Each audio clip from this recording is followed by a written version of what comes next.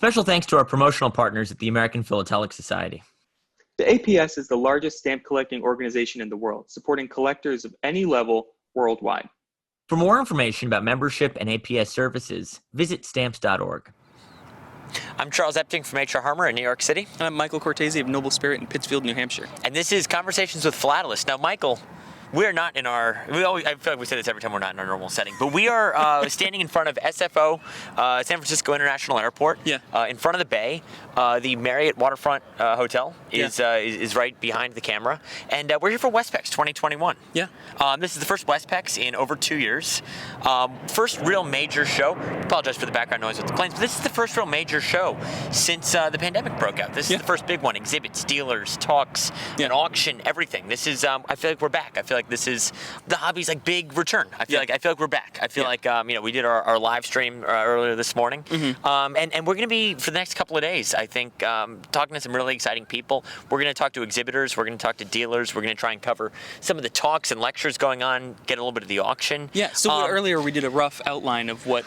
Right, we're going to try and break it down. We're going to do an episode on exhibits, an episode on dealers, and then an episode on just what is Westpex, what is there to do, what shouldn't you miss if you come here next year or in a couple of years. This is the premier West Coast show, one of the premier American and worldwide shows. Why is it so important to come here? So we're going to spend the next couple of days wandering, interviewing people, having a really good time, I think, and I'm excited to be able to share this with people who can't be at Westpex, maybe this year or they've never been before. But it's just fun to be able to be the eyes and ears and boots on the ground, so to speak. Yeah, it looks like a large number of people are already kind of filtering in. The show opens for general public in a couple of minutes, and there's a huge line at the elevators of registrants and everything. People validating their parking, signing up for the show. That's the exciting stuff. That's the exciting stuff we're going to cover. The parking validation is why we're here. That's why we do what we do. So no, Michael, I'm really excited. Why don't we run inside, get out of the sun, and just go have fun at Westpex? Yeah. All right, absolutely. Let's go inside. All right.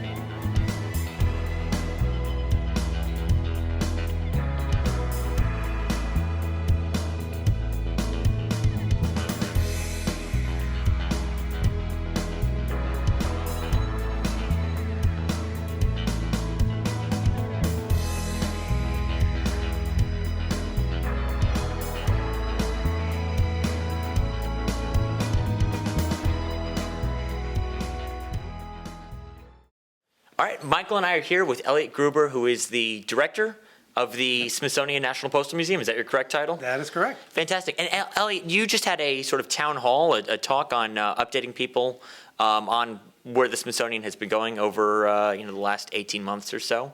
So what is it like for you to, you've probably spent a lot of time in front of Zoom calls, a lot of time, working on all this stuff, because you've had your own responsibilities with the Smithsonian COVID response team. So for you to get back to see people who are on the board of the Smithsonian Postal Museum and collectors who have their own thoughts and their own concerns, what is it like for you to be back at a stamp show in front of real people again? I am absolutely thrilled, ecstatic. I got on a plane. I remembered what to do when I got to an airport. You got to keep the tray table up and everything until. That's true. That's true. And a mask on. You have to bring in your own food. But no, I mean, being at a stamp show is awesome. Seeing the dealers here, seeing the philatelists coming in and people talking, people being excited, and it's kind of a degree of normalcy that's finally returning to our hobby. So we're less than a month now out from the reopening of the Postal Museum. Yes. August 27th. So what can people expect? I know there's a couple of exciting exhibits coming up next year, but in the meantime, what's open? What's changed since the last time people were there? What restrictions are in place? If somebody is in Washington, what can they expect come August 27th? August 27th, we will be open for 5 days a week. So we're open, Wednesday through Sunday, 10 to 5:30. So we will be closed Monday and Tuesday. Part of that is to do some extra cleaning and those sorts of things. At this point in time, just with the recent announcement from the CDC, all visitors will be required to wear masks, and whether they're vaccinated or not. During the period of time that we have been closed, which is almost a year and a half, that we have been taking care of the museum.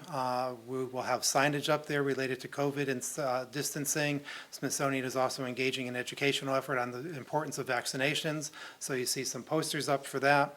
And one of the things you probably won't realize, and you all especially, is that in the salon, we have actually repaired all of the sliding cases.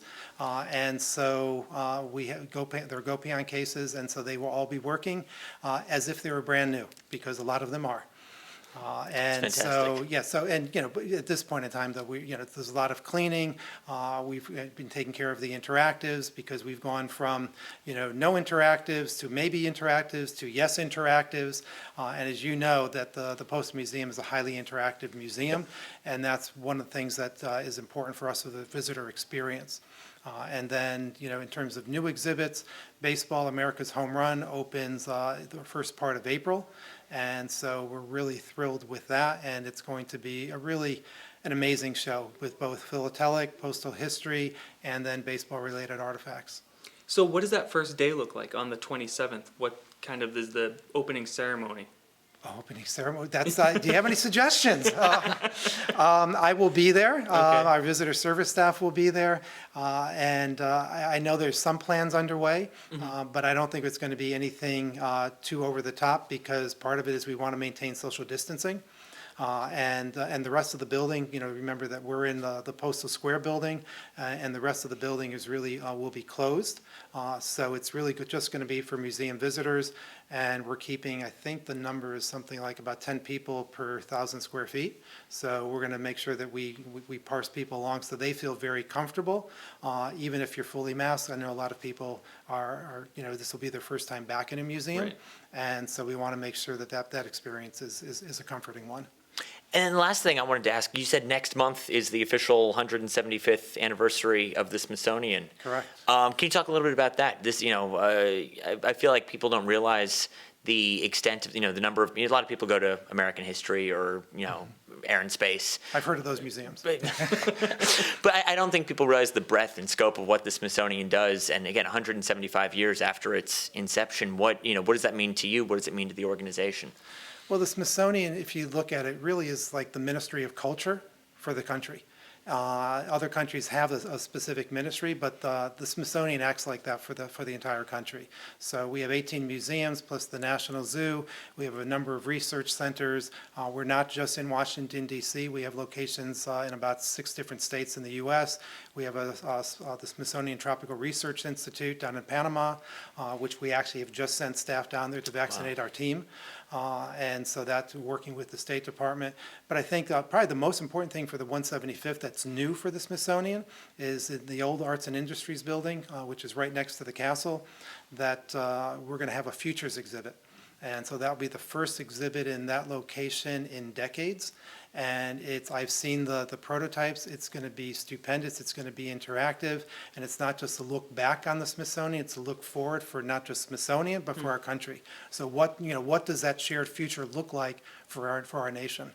Fantastic. Well, we talked a little bit yesterday about making a trip down to D.C. once things reopen. So hopefully Michael and I can reconnect with you there as well. But no, thank you for coming to Westpex, and thank you for talking to us. Thank you very much. Appreciate everything that you're doing for the hobby. Thank you.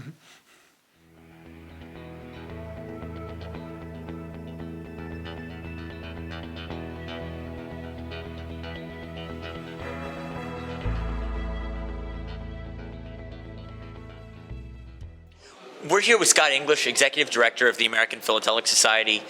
Scott, first things first, you're meeting with the membership. You've got your town hall tomorrow, which is always a fun part of Westpex, fun part of any show where you sort of field questions from the membership. But I feel like this one has a lot of weight because it's been so long.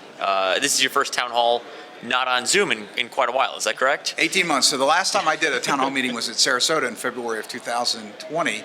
And we've done a couple online since then, but this will be the chance for us to really be able to see each other and have a visit. So I'm looking forward to that. Do you think that people are going to want to ask you about what's gone on in the last 18 months, how the APS is doing after this shutdown? What do you think people are going to want to talk about after such a long hiatus? Actually, I think the question is going to be about, so what's next, right? Because, I think we responded very well during the pandemic. We really increased communication with members. We increased the use of technology in order to reach out to them. But now that we're getting back into the physical realm again, so we're doing shows in person and we're doing meetings in person, what role is technology going to play now? How are we going to transition to get to that next level? And those are all good questions. And I have outlined for our board, and I want to outline for the membership as well, some of the things that we're doing. So I really expect it to be a lot more about, okay, so what are we doing now? Putting everything in the past and looking forward instead of reflecting. Right. I think we, as an organization, I think we have a lot to celebrate. Even though this last 18 months has been tough, and it's been really tough for some people, and we've lost some members to the pandemic, but generally overall, if you had told me in February of 2020 that I'd see a bunch of 80-year-olds get on Zoom, and people who I didn't even think had computers. No kidding. And now they're navigating very adeptly and doing they're online further along than I am presentations. in a lot of cases. So, I mean, our membership and stamp collectors at large have really adopted well to the challenges that are out there. So, I mean, there are silver linings even in the darkest of clouds, and I think that's one thing that we need to look at. But we don't want to lose that momentum, so that's what we've got to work on now. Looking forward, it's to Great American Stamp Show in 2 weeks. Obviously, it's difficult to gauge a show by a single day like today, but seeing what you're seeing here, the success of this show, how many people turned out, what are you kind of expecting in 2 weeks to see it in Chicago? It's going to be two things. Number one is a genuine enthusiasm and excitement. There's going to be a sense of caution in the air. Obviously, with the Delta variant that's out there right now, there are people who still have concerns about where things might be.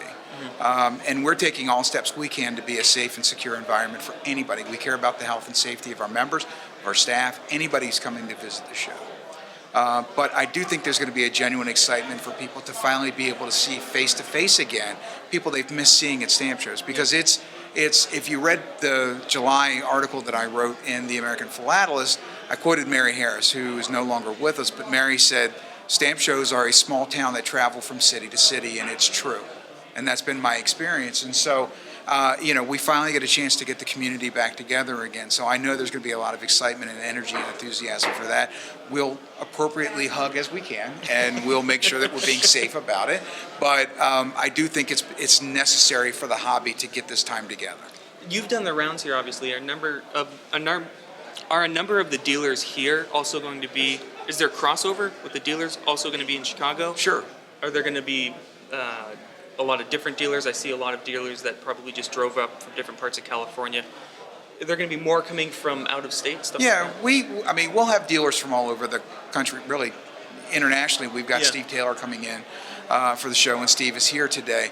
One of the dealers that won't be at the show is Jim Dempsey. Jim is here at this show, for instance, but he's not made it because he's still grieving the loss of Sue, who passed away in May, and so we're here to support him. And I had a conversation with him yesterday, and I'm hoping that he's ready and able to come back to our show in Sacramento next year. But we know for this year he's going to need to take a beat, and we respect that. But we do have some dealers here that will be at that show. But of course, we have almost 80 dealers at this point that'll be at the show. So I think probably 10 or so that are here will be at that show, but then we'll have dealers from the Midwest and from the East Coast as well. So we'll draw from a lot of different geographical reasons. What was the target? It was 65, right? For dealers? So initially our target was to get to 75. 75. That so made the show somewhat It financially succeeded then. viable. So we did exceed it. Okay. I know, for instance, we're going to lose a dealer in Canada because the international crossing issues that are there. Explain to me why you can fly from Canada, but you can't drive over land from Canada, and Right. somehow that makes you less secure or safe or whatever. But Washington is not a place where common sense lives, so I can't help you there. My last question, what are you most looking forward to? We missed the APS show last year. First time, I think, in history or anybody's lifetime, certainly. Since World War II. Wow. Coming back 2 years later after the last summer show, what are you most looking forward to? What's the one thing that you're most excited for? We have a lot. I think one of the things that's special about our show is all of the times that we get to recognize people who've made contributions. Yeah. So whether it's our membership meeting where we recognize the folks that have done great work as volunteers and get the Carter Award, people who've spent 25 years in consecutive membership with the APS or 50 years.